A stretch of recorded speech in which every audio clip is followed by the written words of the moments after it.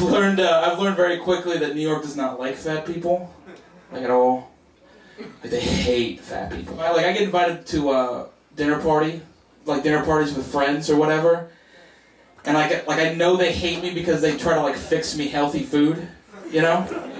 But here's the thing, they don't tell me about it, they just slip into the menu, under the radar, like they're culinary ninjas or something, you know? Like they'll make me cauliflower mashed potatoes, they'll make squash spaghetti, they'll put Splenda in the dessert, and they're like, can you taste it? Can you taste it? I'm like, yeah, it tastes like garbage. You think the reason I look the way that I do is because I eat regular spaghetti instead of squash spaghetti? No, it's because when I make a peanut butter and jelly sandwich, I place the bread with Kit Kat bars, okay? That's why I look this way. Do you understand? It had to be 3 or 4 Christmases ago. I was home and I was driving through this tiny town, this tiny town, and on the side of the road there was a car hood. Not a car with the hood up, just an abandoned car hood, and in red spray paint it said Jimmy's Tattoo and Taxidermy. That's a real business in Oklahoma. They have an LLC and everything. Could you imagine if that place, if they have podcast spots, and come on down to Jimmy's Tattoo and Taxidermy, we'll mount your trout and pierce your snout. Come on down.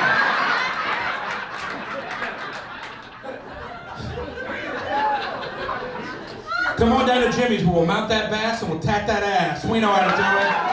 That's right. It's really kind of crazy because here in New York, everything's so so racially combative and stuff, and I always like giving people advice, things that I've learned or whatever, because people always ask me what when you're visiting New York, what thing do I need to know? And the best thing I can tell you is that if you ever have any racial awkwardness or whatever, an awkward situation, just give it a second. That's the best thing I have to say. Just give it a second. I was recently getting on the 1 train at 125th Street. Right now, for those of you who don't know Manhattan that well, 125th Street is where Harlem gets interesting, okay? You understand? Okay? And I'm getting ready to walk up the stairs to the elevated platform, and then a black dude comes at me very aggressively, and he's like, "Hey, yo! What do you think you're doing?" And I waited. And he's like, "Dude, there's an escalator, right over there." And I was like, "Oh, wow! Seriously?"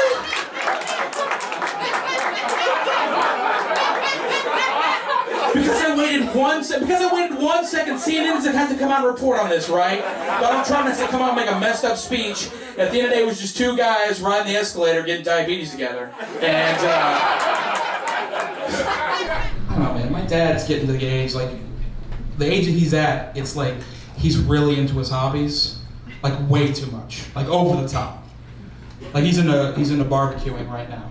My dad just bought a $100,000 smoker. Yeah, exact. Which makes my dad sound like he's a millionaire. But his house costs $43,000, okay? That's not how it's supposed to work. And to let you know where his priorities are, I've witnessed him on more than one occasion tear off a piece of his house and then throw it in the smoker to get the fire going. He's just sitting there looking at it. He's like, "That's going to be a nice brisket right there." I moved uptown to a Dominican neighborhood, and I love it. I love it. I do.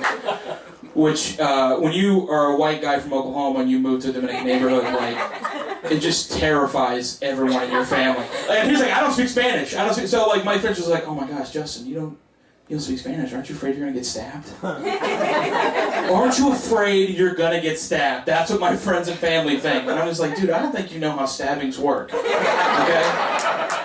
Because here's the thing, not knowing the language has never gotten anybody stabbed. That's not why. It's never happened. Because here's the thing, in an altercation, this guy never gets stabbed.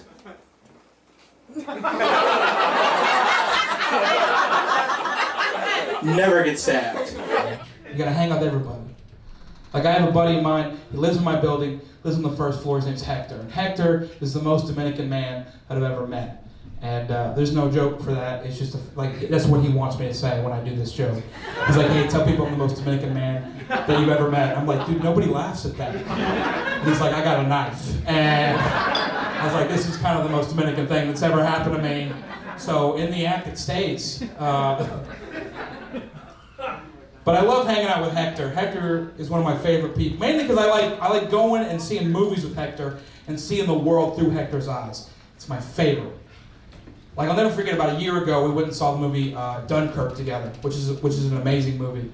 And as we're leaving the theater, we're riding an escalator to go back up to the street, right? And in front of us, there's two white guys, okay, and they're having a conversation.